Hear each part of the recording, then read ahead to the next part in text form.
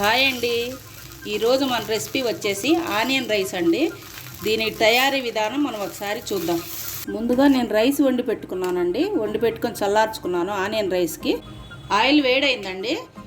చెక్క, లవంగాలు, బిర్యానీ ఆకు వేస్తున్నాను. కొంచెం వేసాను. ఇప్పుడు తాలింపు గింజలు వేస్తున్నాను. ఇది కొద్దిగా వేపుకుందాం. ఇప్పుడు కరివేపాకు వేస్తున్నాను. తర్వాత ఉల్లిపాయలు, ఇది పెద్ద సైజు ఉల్లిపాయ ఒకటండి, నిలువుగా కోసుకున్నాను. ఇవి కొద్దిగా యాగనిద్దాం. ఉల్లిపాయ మగ్గిందండి. పచ్చిమిర్చి వేస్తున్నాను. ఈ 5-6 పచ్చిమిర్చి, 1 టమాటా. ఇది కూడా ఆయిల్లో మగ్గనిద్దామండి, ఫ్రై చేద్దాం. ఏగిపోయిందండి. ఇప్పుడు అల్లం పేస్ట్ వేస్తున్నాను. నిండుగా స్పూన్ వేసాను. ఇది కూడా మసాలా వేగే వరకు తిరుగుతాను. ఏగిపోయిందండి. ఇప్పుడు దీంట్లో సాల్ట్ వేస్తున్నాను తగినంత. పసుపు 1/2 స్పూను, కారం 1 స్పూను, నిండు స్పూన్ వేసారండి కారం. ఇప్పుడు ఇదంతా పచ్చి వాసన పోయే వరకు ఒక 2 నిమిషాలు ఆయిల్లో వేపుదామండి.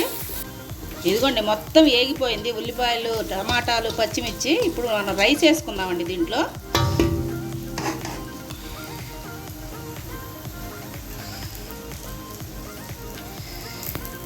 ఈ ఆనియన్ రైస్ చాలా టేస్ట్గా ఉంటుందండి. మీరు కూడా ఒకసారి ట్రై చేయండి.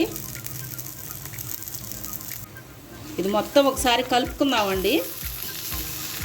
మంట సిమ్లోనే పెట్టుకోవాలి, హైలో పెడితే మాడిపోతుంది.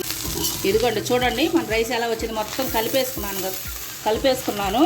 ఇప్పుడు దీంట్లో ధనియాల పొడి, గరం మసాలా 2 కలిపి 1 స్పూన్ అండి. కొద్దిగా నెయ్యి లాస్ట్లో పోస్తున్నాను.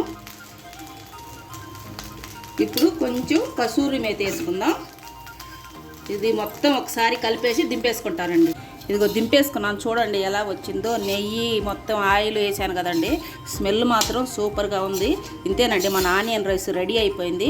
మళ్ళీ ఇంకో వీడియోతో మళ్ళీ కలుద్దాం.